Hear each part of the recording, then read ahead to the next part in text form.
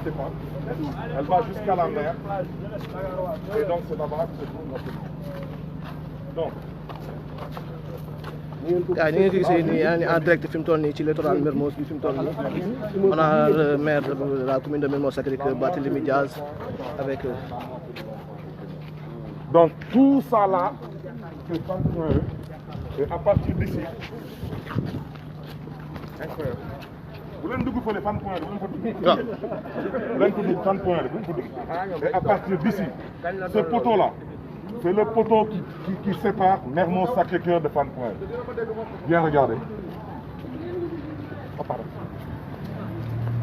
gars ñu ngi gisee nii avec Guy Marius Sagna monsieur le maire Barthélémy Diaz ñoo nekk nii instant yii fi mu toll nii ci Mermoz littoral bi.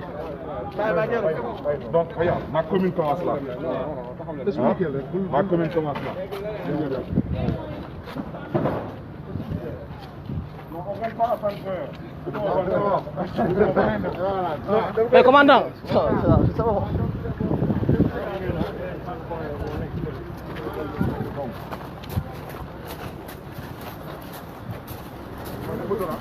Le poteau là. Oh. Regarde, voilà. Attention, Ousmane. Vous voyez Ma commune. da ngeen a déggoon ni sous-préfet ne woon na ko doo fi dëgg tànk. Et maintenant ici, c'est chez moi. Donc ce terrain-là, ils ont dit que cette clôture doit aller rejoindre d'autres clôtures. Donc en fait, pour sauver le projet se trouve maintenant là-bas. Vous avez vu, il s'apprête à me tirer de lacrymogène. C'est pourquoi on est revenu comme ça. Donc il ne faut pas traverser le rond-point. Donc ils ont mis ça là. Maintenant, je demandais, à qui appartient cette parcelle-là? Je sais ça appartient à qui? À qui a pris le bail, contrat de location et qui l'a transformé en titre foncier pour prendre ça? Ça appartient à qui? Non, c'est pas important, ils le savent. Mais c'est l'État, c'est eux dans eux, ils le savent. C'est eux qui ont pris un bail qui l'a transformé en titre foncier. Maintenant, je dis que tout maintenant, est-ce que ce que je dis, est-ce que c'est avéré ou pas? Est-ce qu'on a pris la place ou on n'a pas pris la place? C'est ce que je dis? Ah oui? Vraiment. Maintenant, regardez, ce terrain-là aussi, on fait partie. Hein. C'est-à-dire que jusqu'à là-bas, là, tout ça, c'est un autre terrain. Donc, ce terrain-là, ça, il n'y aura pas de permis de construire. Celui-là, même, il pourra se mettre à me dire non, il faut que tu me suives parce que je n'ai pas pris la plage. Je n'aurai pas encore d'argument. Parce qu'il va dire ah non, moi, l'entrée, c'est par ici. J'ai mon terrain en bonne et due forme, les autres, ils ont leur terrain là-bas. Tu ne peux même pas t'imaginer les paradis que tu... C'est des piscines débordantes, c'est des trucs de fou. Donc, moi, ma commune, je reviens à ce petit peu. Vous l'avez dugg Fann Point E.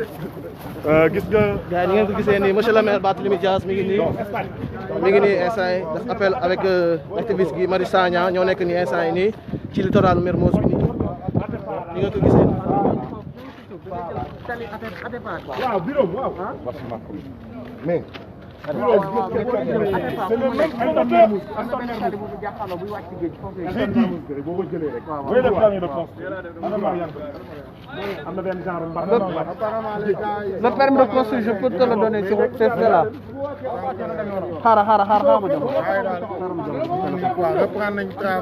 Alors, sur le permis de construire. Sur le permis de construire, il est bien indiqué, lieu situé à Mermoz. Situé à Mermoz. Moi, je dis que Mermoz, ce n'est pas à Fann Point E. Mermoz, c'est dans la commune de Mermoz Sacré-Cœur. Maintenant, ils ont décidé que voici le poteau qui va séparer Mermoz Sacré-Cœur de Fann Point E. Fann Point E est là, Mermoz Sacré-Cœur est là. Le titre, le permis de construire, il est là. Vous voyez quoi? Vous voyez un numéro de titre foncier. Vous voyez situé où?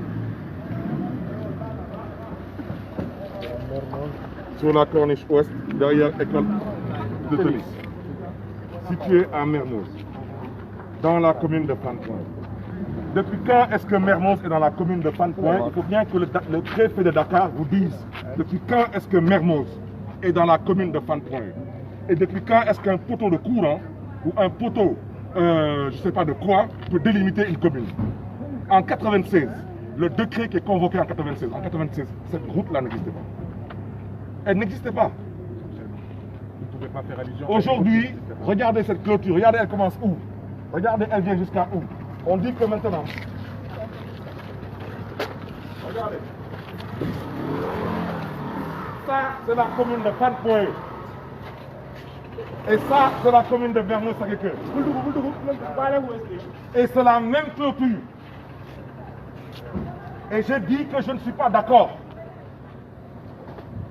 Dama ne dama bëgg Sénégalais yi déglu ma y compris policiers yi fi ñëw ay Sénégalais lañu bu leen dugg Fann Point E imam bu leen dugg Fann Point E dama ne ñu ilif dëkk bi laa wax dama ne ñu ngi tong-tongee suufu askanu Sénégal teg ci nag di ko jaay doole fii waa ji 2450 francs la fay mètre carré bu nekk droit de timbre tey 5000 mètres carrés mu jël ci 2700 mètres carrés jaay ko mètre carré bu nekk 1 million muy 2 milliards 700 millions ñu ne man damay noppi dama ne noppiwuma tey noppiwuma ëllëg ay sàcc lañu su leen neexee nag wante nag askanu Sénégal lay waxal askanu Dakar lay waxal dama ne pesum kanam borom a koy fajal boppam loolu moo ci des jeunesse bi géej gi gis ngeen géej gi jël nañ géej gi ñoom nag nee nañu lii yëpp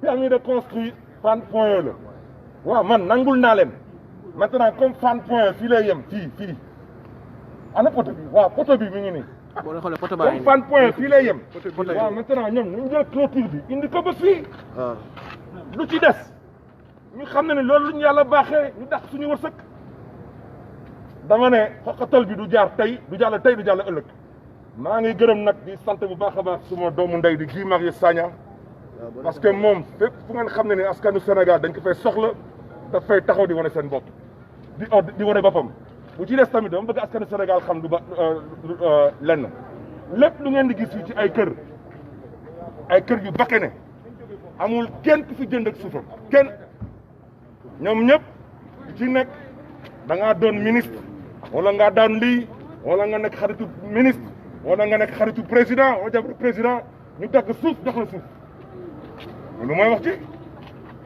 kon nag mbokk yi loolu moo nekkoon kaddu yi dama ne bu ci des je demande dans ce pays s'il reste une société civile qui m'entend je veux que vous vous réveillez et que vous sachiez que le rôle de la société civile c'est de défendre et de protéger les intérêts des Sénégalais parce que Macky Sall a décidé de déprotéger les Sénégalais. Il a abandonné les Sénégalais à eux-mêmes, y compris sur l'histoire du Covid-19.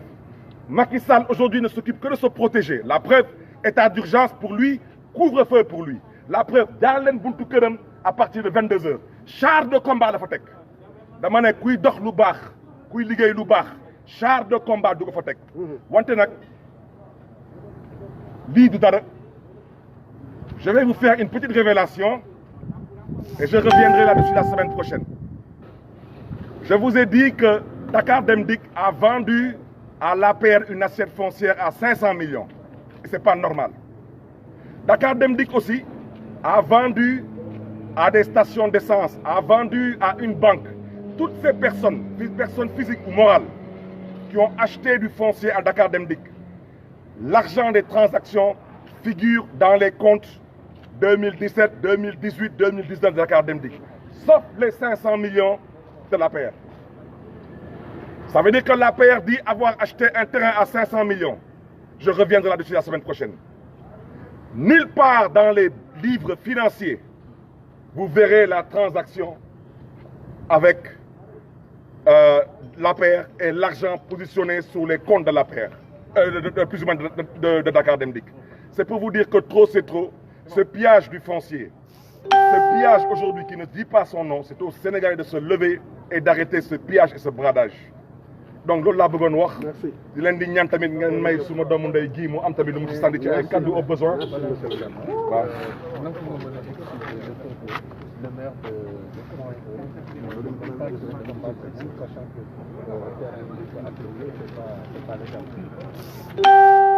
Je ne reviendrai pas dessus parce qu'il ne s'agit pas de personne. Je vous demande, regardez, j'ai convoqué le décret 2008-1025 du 10 septembre 2008. Eux, ils convoquent le décret de 96. Ce décret-là, il dit clairement ici, la commune de Fann Point Amitié est située sur la côte sud-ouest de la presqu'île du Cap-Vert. Elle s'étend pas dans. Elle s'étend de Mermoz, Sacré-Cœur au nord, à Gueule Tapée, Fass Colobane au sud.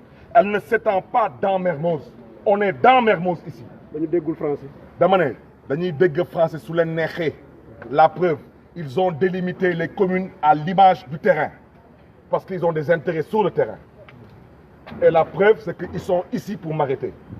Mais les policiers qui savent qu'ils sont ici, là, savent très bien que je ne prêterai pas le flanc. Le flanc, c'est que les gens pensent que je vais sur le terrain. Ça, c'est le combat du peuple sénégalais. Et ce combat, il aura lieu. Il aura lieu parce que ce qui se passe ici est totalement inadmissible. Et je reviens à ce que j'ai dit. Je salue au passage la présence du député Cheikh Omar Sy. mi ngi nii maa ngi lay nuyu di la ziar honorable moom tamit ñu ngi koy ziar parce que il porte le combat pour la sauvegarde du littoral. Donc je reviens à ce que j'ai dit. Le préfet de Dakar sait très bien que ce n'est pas à lui de délimiter des communes. Il sait très bien que pour délimiter des communes, il faut envoyer des écrits. L'administration, c'est des écrits. On a fait une visite de terrain hier. Il devait rendre compte au ministre de l'Intérieur. Et ensuite, on devait tous nous informer par écrit. Ce matin, on reprend le travail. C'est comme la construction du siège de l'APR la nuit. Il n'y a que les voleurs qui travaillent la nuit en grande partie et qui se cachent. C'est la vérité. Ces gens qui ont repris les travaux sans attendre une quelconque notification. Mais ils le font parce qu'ils savent qu'ils n'ont pas le droit avec eux. Vous pensez que quel est le citoyen sénégalais que vous connaissez dans ce pays qui peut mobiliser autant de forces de l'ordre? Il n'est pas n'importe qui. Et il n'est pas avec n'importe qui. Mais nous aussi, nous ne sommes pas n'importe qui, nous sommes le peuple sénégalais. fu mu yem nag neex dama ne dañ leen di wax ay waxu kaso dama ne doomu gor bu ngeen gis mos na kaso doomu gor bu ngeen gis mos na kaso kilifa diine ak kilifa aada ak homme politique ñëpp kaso du dara kenn dëpp fi kees kenn defu fi ñaawteef kon nag ku fi tëdd kaso na nga xam ne ni kooku moom ala kulli al da nga ci am tiyaaba parce que tu le fais pour le peuple sénégalais li yëpp day jeex ñoom démb balaa ñuy ñëw am na ñu fi nekkoon bërki démb am na ñeneen ñu fi nekkoon demain dina am ñeneen ñu fi nekk et je reviens à ce que j'ai dit construisez à vos risques et périls. Je le jure sur ce que j'ai le plus cher. Nous allons détruire tout ce que vous avez construit pour l'histoire et pour la postérité. Comme vous pensez avoir le monopole de la bêtise, on va vous apprendre qu'on vit en République. Et je reviens à ce que j'ai dit. La semaine prochaine, je vais vous apporter toutes les preuves que le siège de l'APR est l'une des plus grandes escroqueries foncières de ce pays. L'APR ne peut pas vous montrer où est-ce qu'elle a payé 500 millions à Dakar Dem Dikk. Ça ne figure pas dans les états financiers de Dakar Dem Dikk.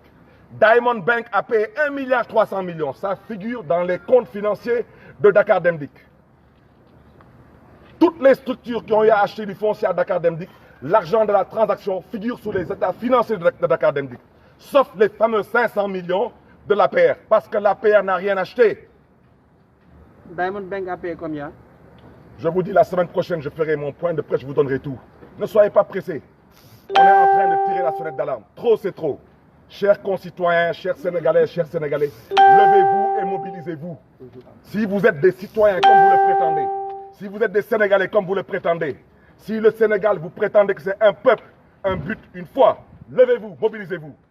Parce que ñoom nu ñu wootee mooy ñoom du ñu dem ñun du ñu dem te kenn du dem te ñoo lank ñoo bañ kon nag mbokk yi ñu ngi gërëm ñëpp di sant ñëpp.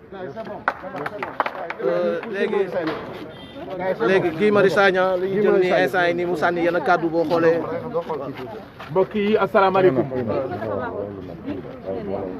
fi ma taxaw fi baaxul. dama bëgg ma wàcc. waaw. ayca. mbokk yi asalaamaaleykum. ñu ngi leen di nuyu yéen ñëpp ci seen tur ak seen sant. di gërëm suñu mbokk suñu xarit Barthélémy Dias. damay xamal mbooloo yiy déglu ne ñun waa FRAPP ñoo sàkku ci Barthélémy Dias ab ndaje. ñun ñoo woo Barthélémy Dias ne ko dégg nañ coow li nga xam ne moo lëmbee commune Sacré-Cœur Mermoz ak ville de Dakar ci wàllu suuf ñu ne ko nag bëgg nañ daje ak yow pour xam li xew ndaxte mbir balaa nga ciy wax foog nga xam bu baax li am.